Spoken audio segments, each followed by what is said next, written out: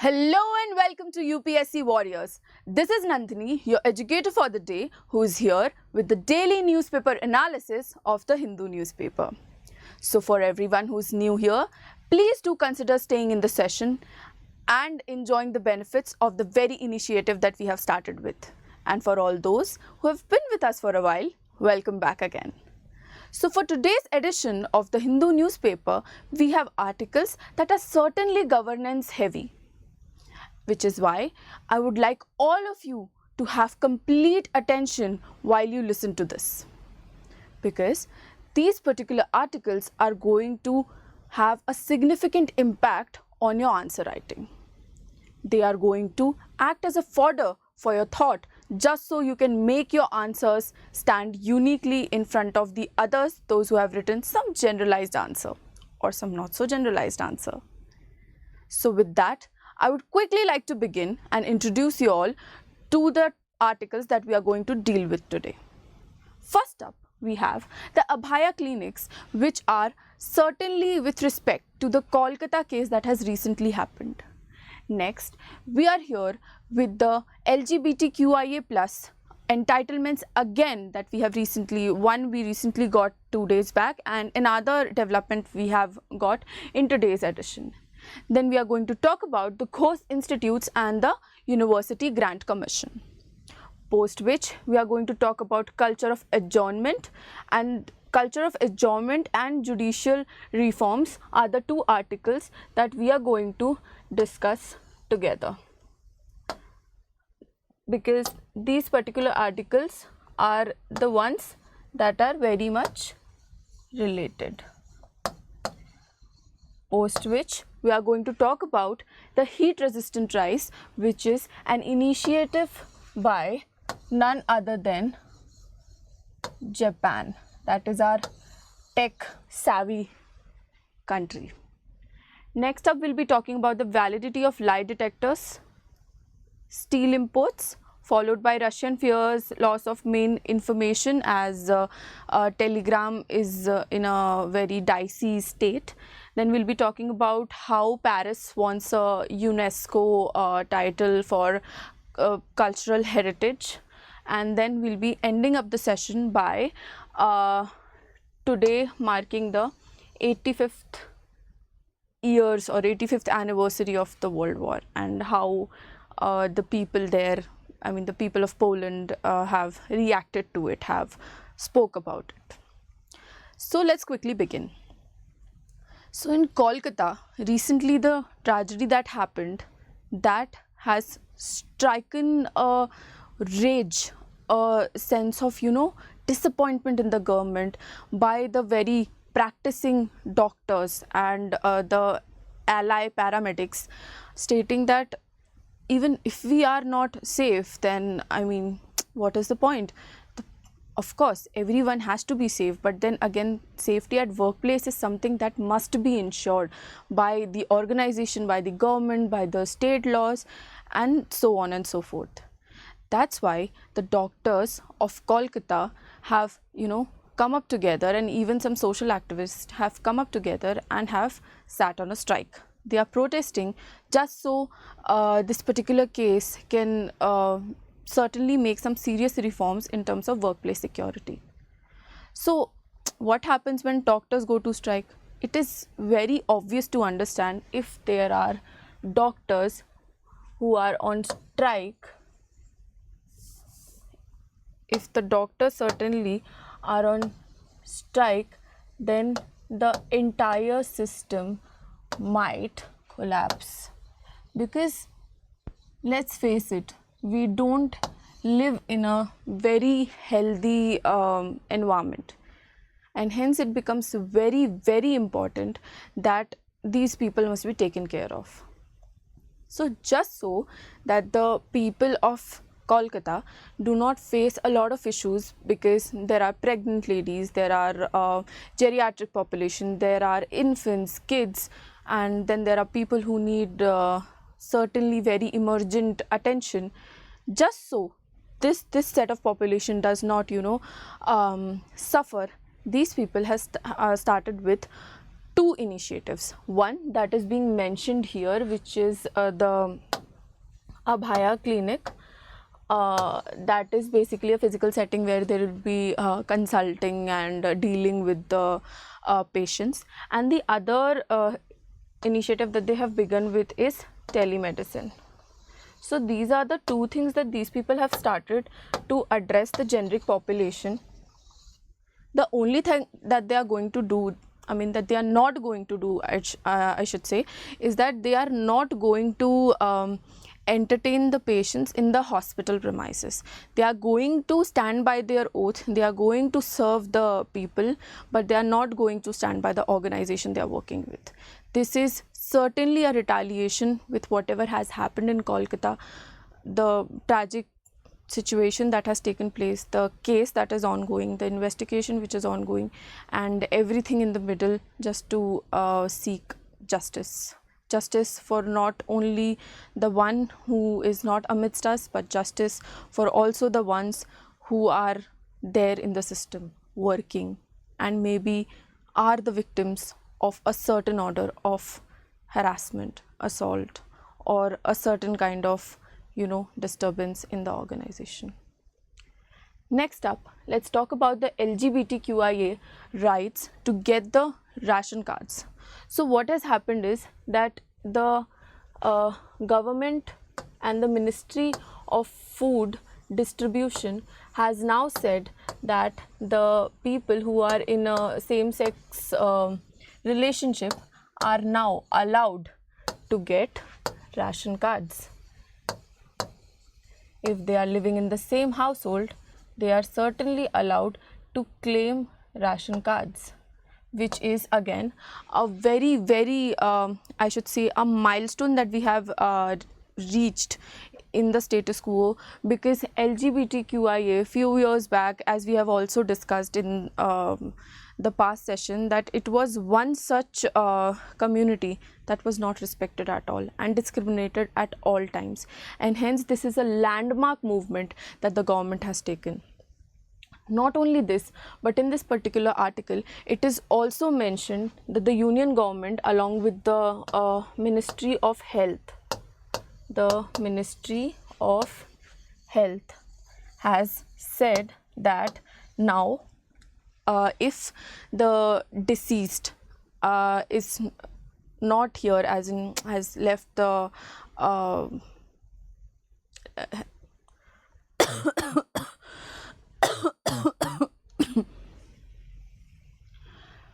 not only this, but now the Ministry of Health, the Union government, has also taken a significantly important step, which certainly says that if a person who is in a same-sex relationship and is now deceased, like a person from amidst the couple is not there anymore, so what can be done is, in the absence of a kin, a close relative or a family, the partner, the same-sex partner, can claim the body, and it would be allowed. So not only this, there is one more significant thing that is happening, one more significant development that is happening, which is that a series of entitlements are being discussed just so these people, which is the LGBTQIA plus community, can get. Because recently Supreme Court has said that okay, everything we can allow, but one thing that we cannot certainly allow is marriage rights, equal marriage rights. So that, that just to balance out these people, the Union government, along with discussion with the state government and the stakeholders, they are deciding upon that certainly which entitlements can be given to these people, just so these people can also live a dignified life. Other than which, there is one more very severe development that has taken place by the government in regards to this community. It is with regards to the sensitization, the awareness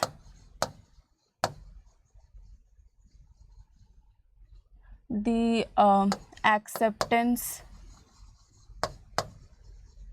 and inclusion that is taking place within the system.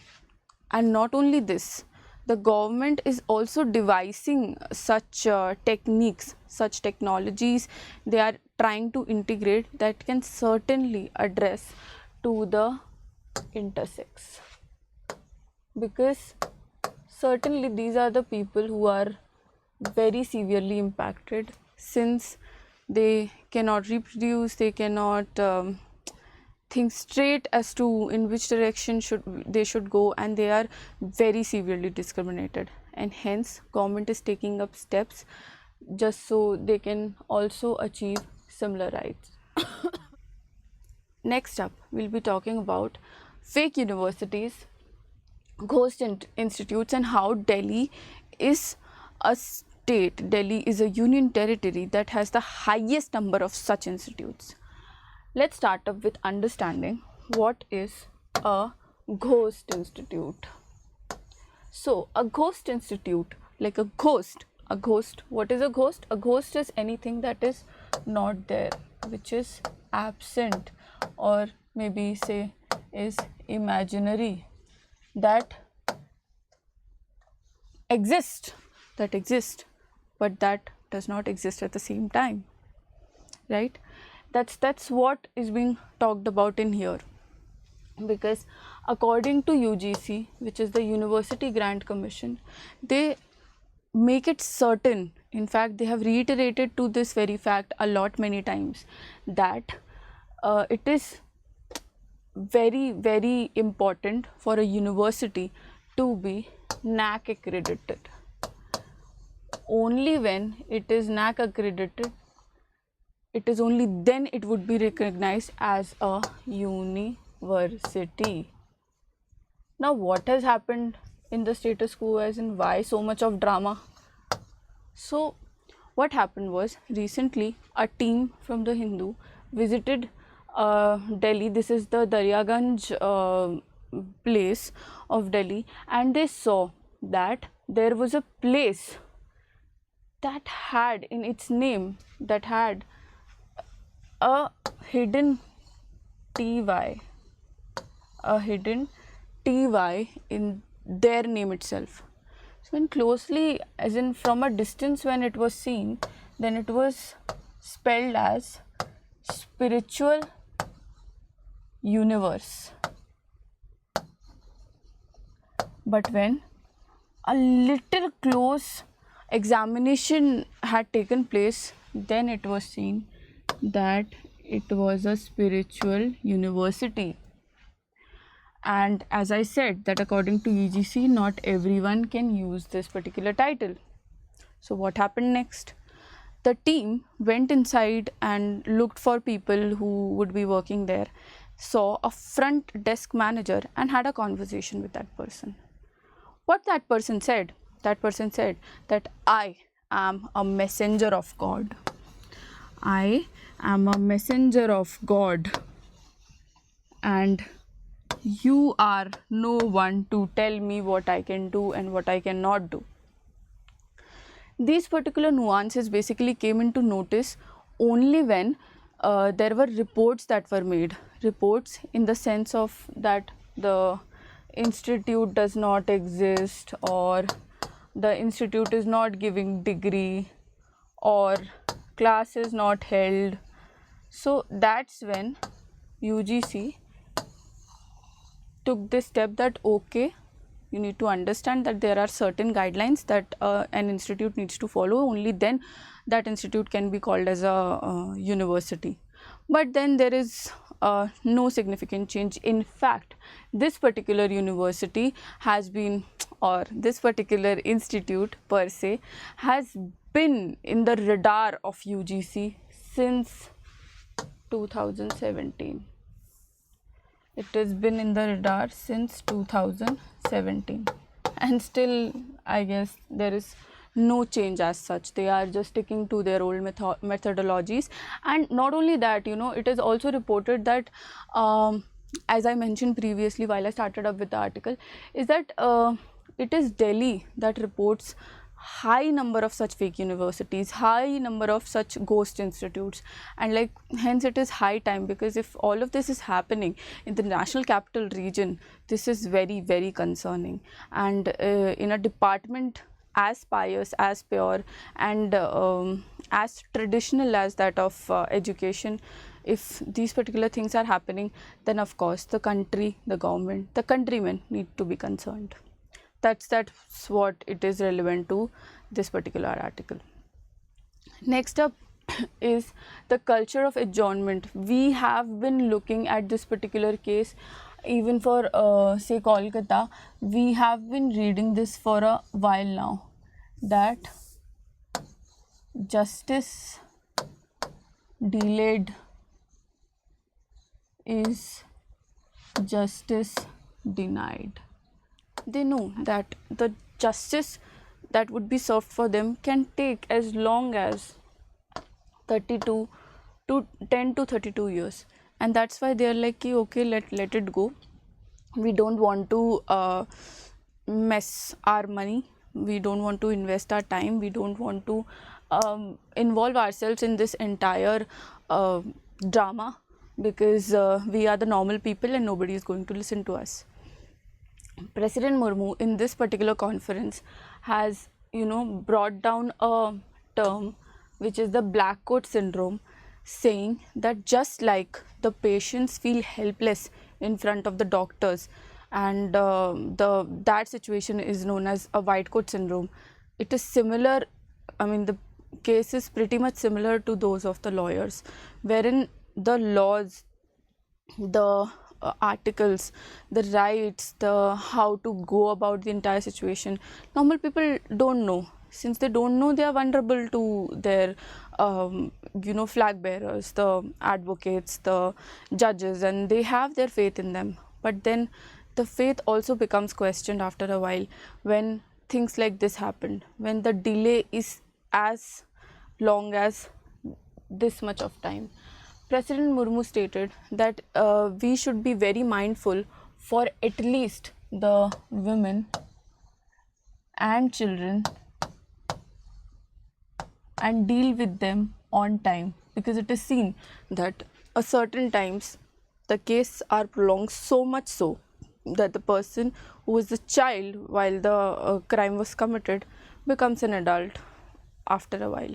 It is not that the male population or the other population, they must be ignored. Of course, I do not mean that. Please do not conclude that we are not looking to the holistic aspect of the society. It is just that President Murmu made a statement that the cases that involve of women and children must be prioritized. That is pretty much it. So what else was discussed here is, it was also discussed that there is a significant backlash that is happening, as in we do want justice on time, and even the disposal rate of the present cases is as high as 95%. But the number of pending cases are not getting resolved. That is the problem that we are facing. And Chief Justice Chandrachud said that we need to nationalize the entire process of recruiting people in the judiciary system, because it becomes very problematic in terms of the states getting involved, and then this entire systems comes under the ambit of a lot of approvals, a lot of within the system loopholes, and then it becomes again a very cumbersome process to begin with. And hence Justice Chandrachud said that recruitments are required, they are needed at the moment, but in a nationalized way would be something that would be very, very beneficial to the entire system. So that particular statement drives us, as in it started from here, the judicial recruitments, and this particular statement drives us to our editorial article, which is about reforming the process of judicial appointments. So previously what used to happen was that there was NJAC, which was nothing but National Judicial Appointment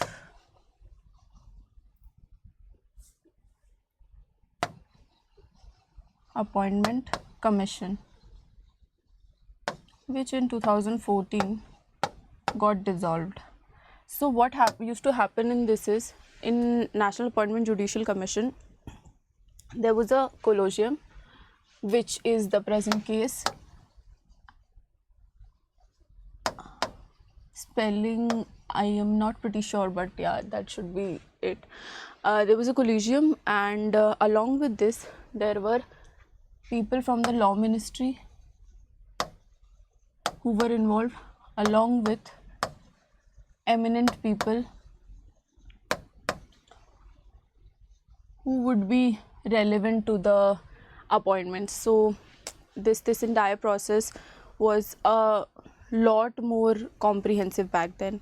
But then people, as in from the law side, from the judiciary side, they said that no, we don't want this, since there is a scope of nepotism here, and if that happens, then it would be a situation of problem, because nepotism is something that we are severely dealing with, and hence it should not be there. It will serve as a loophole, and let us just skip this part. However, if this was the case, then it is said that the recruitments that could have taken place, they would have been very, very humongous. They would have been serving the number, they would have been serving the very purpose of our issue that is there, which is the pendency of the cases. And hence the author of this article says that we need this NJAC system back again. If this is implemented, then we are pretty sure that the recruitments can happen at a very faster pace, and we can also bridge the gap that exists between the number of cases and the lawyers that are available, the advocates and judges that are available per number of case, right? So this is the entire scenario that is happening in the present time, and that is certainly being talked about in terms of recruitment, in terms of the loopholes that are there, and also in terms of addressing the population, addressing the criminal perpetrator or the victim at the fastest way possible and at the fastest rate possible, I should say. So that is pretty much about this article.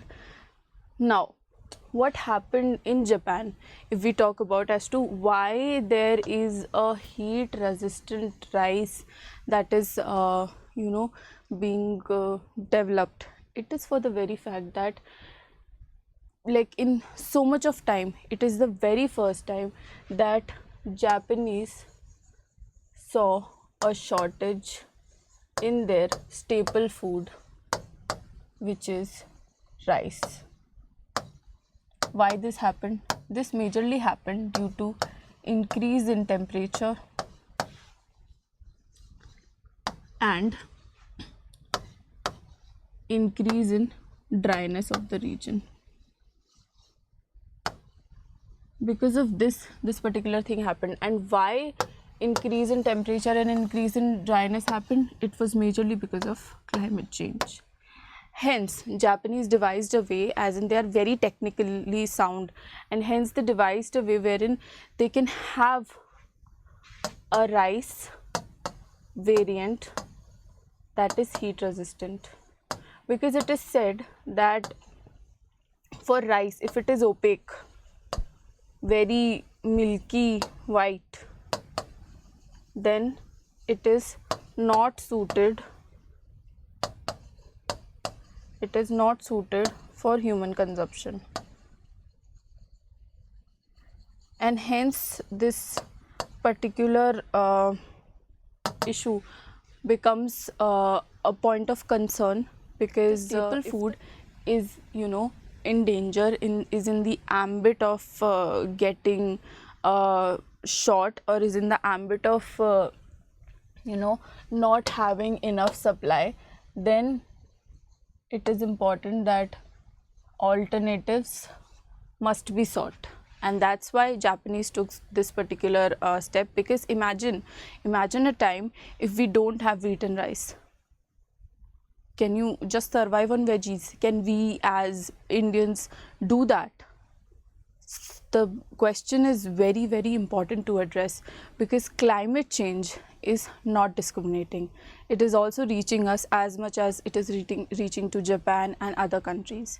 And hence we must also sort solutions just so we can encounter problems like this in future. That is why this article is of significantly important, because might be the case that you might get a mains question as to suggesting alternatives, and in terms of prelims you can get a direct question for the name of the rice variant. So they have named this rice variant as Imi Hokoro, which means beaming light. For all those who can't see, I'll also write here the variant of rice, this heat resistant rice, is Imi Hokoro, my bad. It is Imi Hokoro, which means beam of light. And that's when we know I have taken this article just so you can think of alternatives that we also as a country can develop as a, say, precursor step for prevention, and be prepared and resort to preparedness in that sense. Next up we have our lie detector test legally. So what happened is, you all must have seen that people, as in the state, a lot many times uses tests like narco, brain mapping, and the very famous lie detector or polygraph.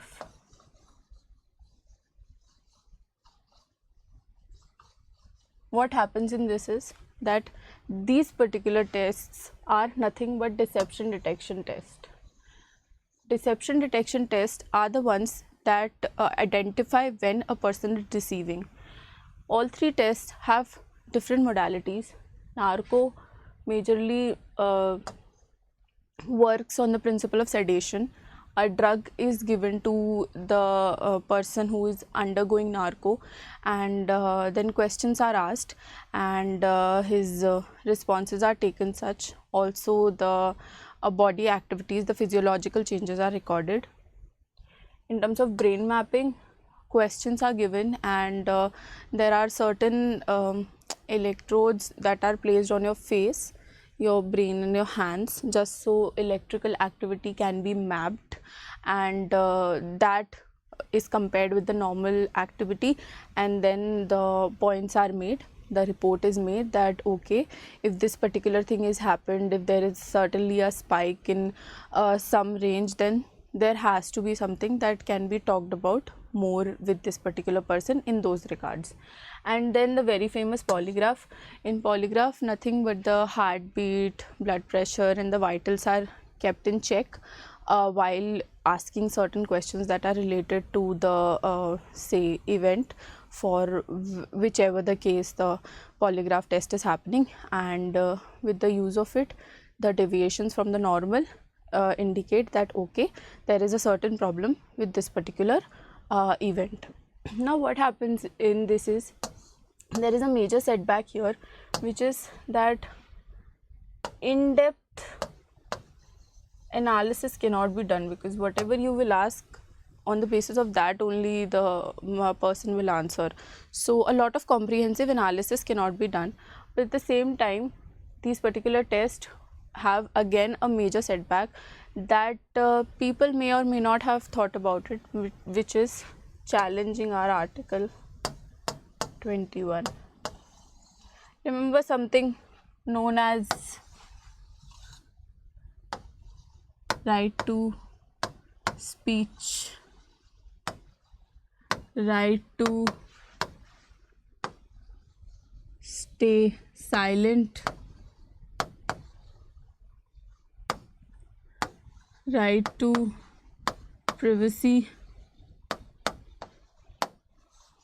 You all must have known that like the person who is the perpetrator and the crime is proven, still that person is guaranteed with the fundamental rights, and these are the rights that cannot be challenged. Hence, post 2010, the Supreme Court said that if any authority has to take these 3 tests, then they have to first seek the consent from whom the statements are to be made and on whom the tests are to be done. Again, a major loophole in this entire situation is that if a person admits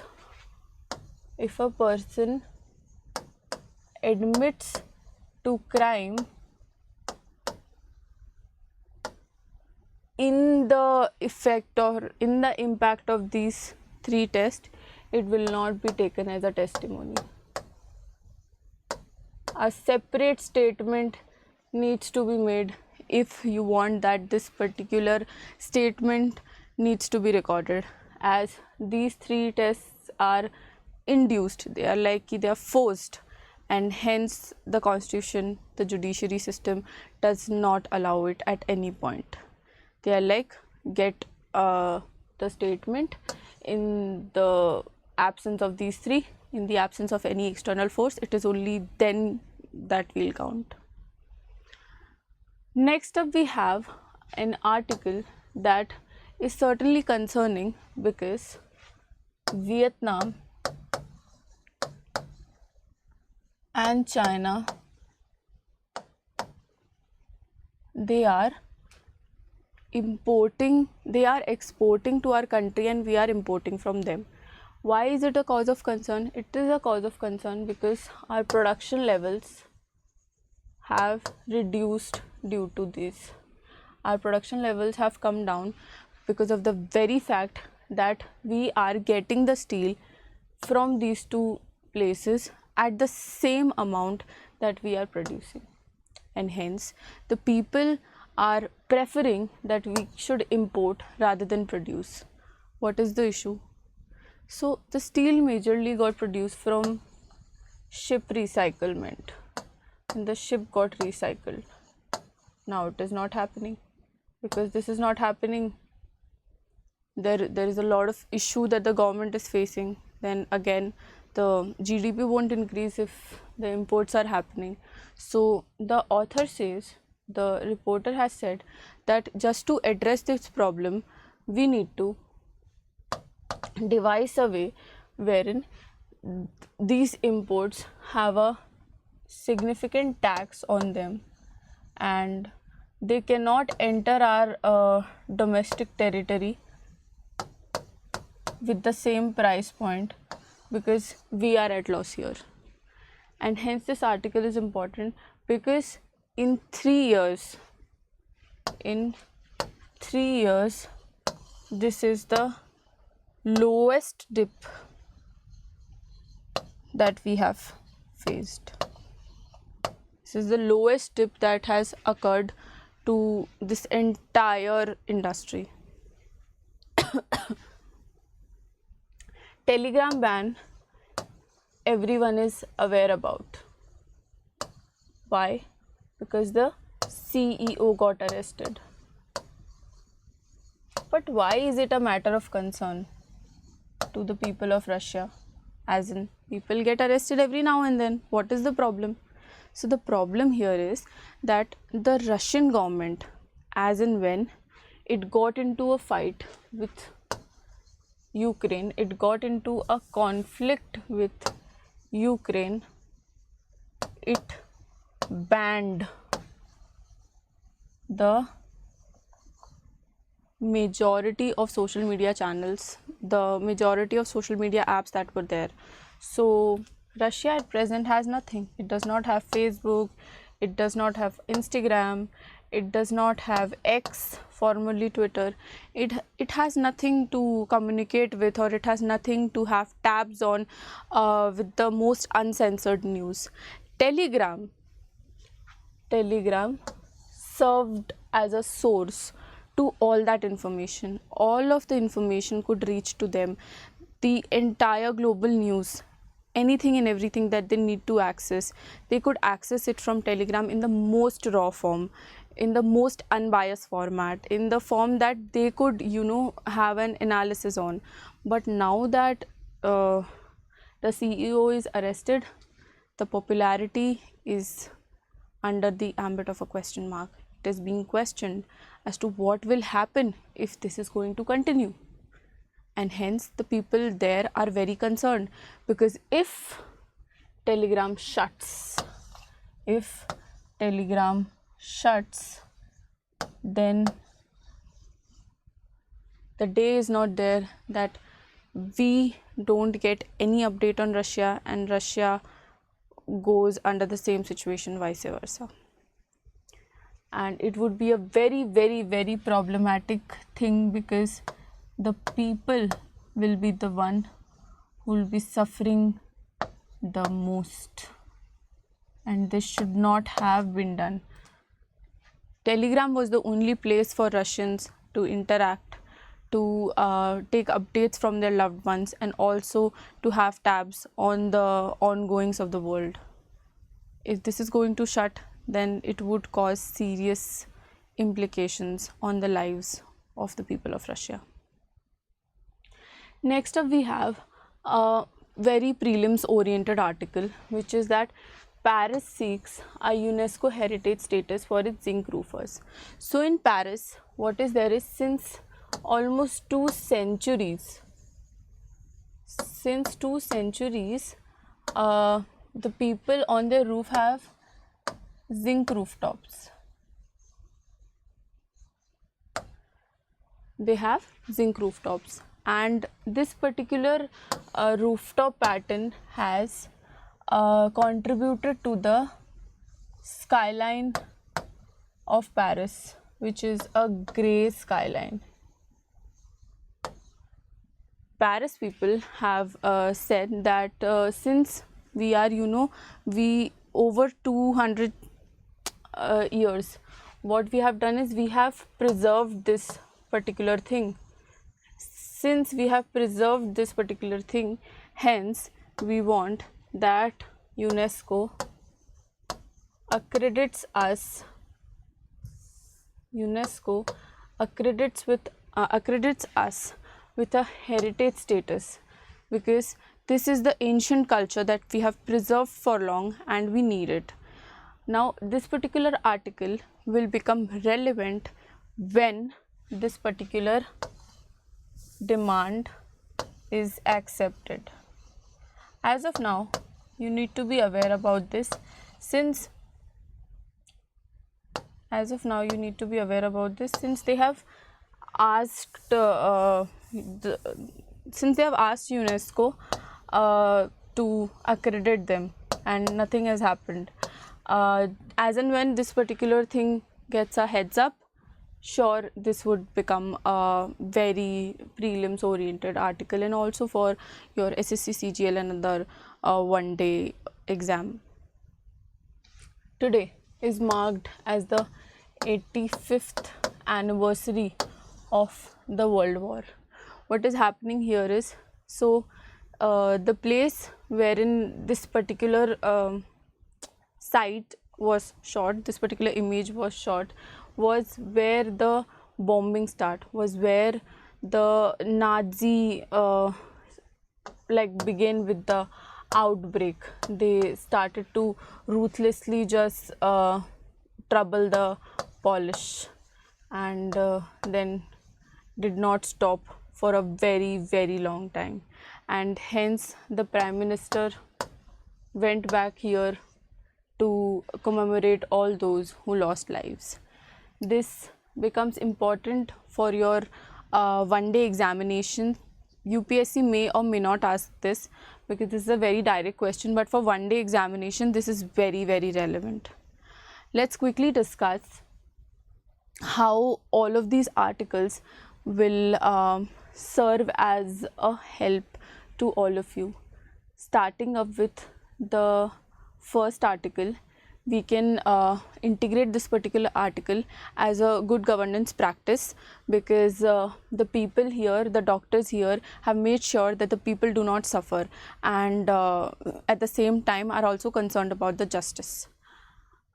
In terms of the queer community, well, inclusion of the people at all levels, non-discriminating aspect, and then addressing the vulnerable sections of the society is something that we can talk about in this particular article.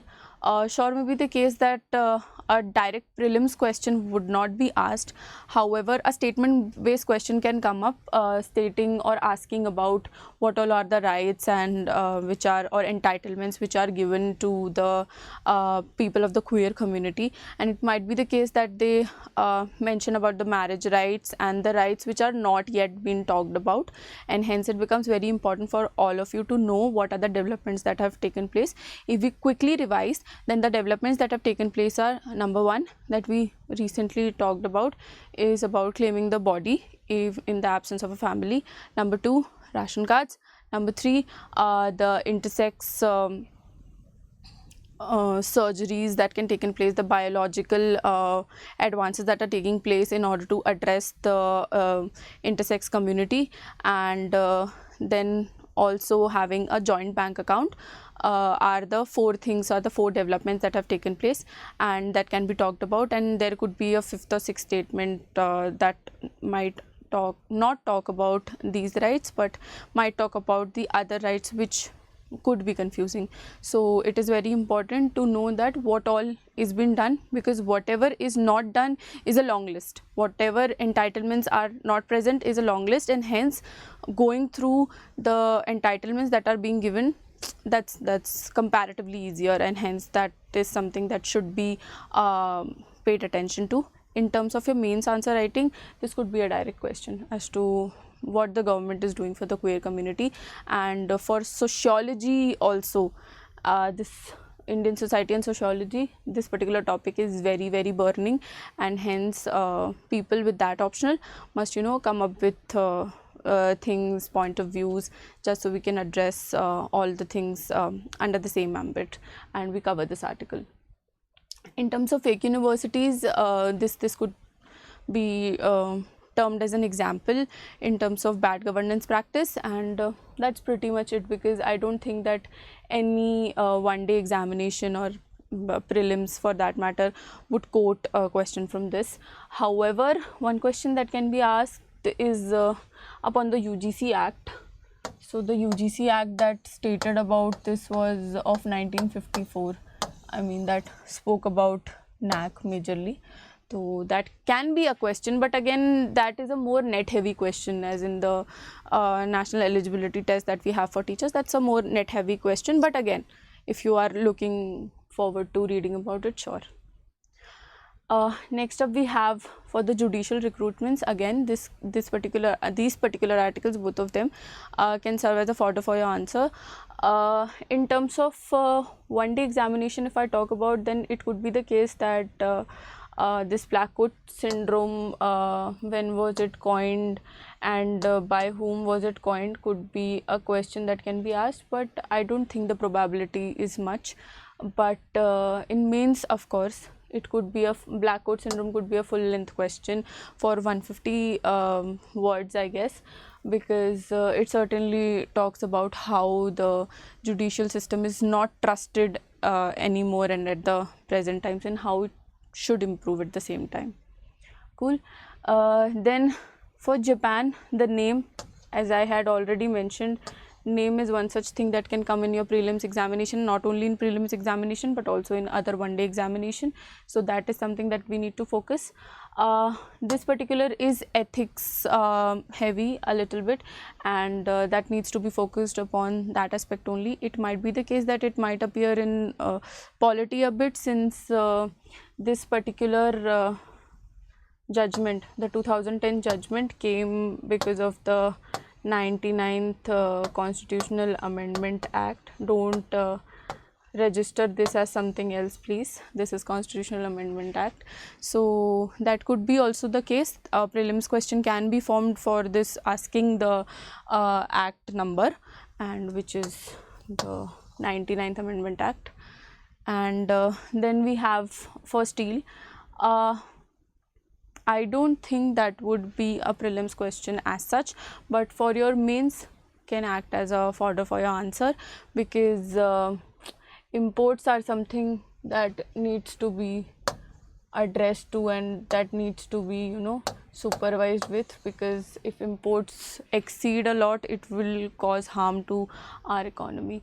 Then for this particular aspect, it is very important that you know about all of it, because you can frame such situations in the later period of time, because we don't know what's happening when, right? It also might be the case that a question on, say, flow of information is asked, and how certain countries have their own rules and regulations. It can also act as a fodder for your answer if you certainly speak about the new UP social media policy that you have. So you can certainly use this particular article as an example for most of your answers that relates to the social media or the internal security policy of various countries, and just add it as a point. Then prelims oriented, the Paris, UNESCO and World War, both are prelims oriented, and that must be dealt with only that much sincerity, I guess. And with that, this session comes to an end. I hope this particular session was informative to all of you, and you all did not get bored. If you did like the session, please consider sharing it amongst your peers. If you have any feedback, do drop in the comment section and let us know. We will make everything better. We will take your feedback very positively, and we will try to work on it. And if you have yet not subscribed to our channel, please consider subscribing to us and pressing the bell icon. I hope you all had a good time, and with this is me, Nandini, signing off. Thank you so much.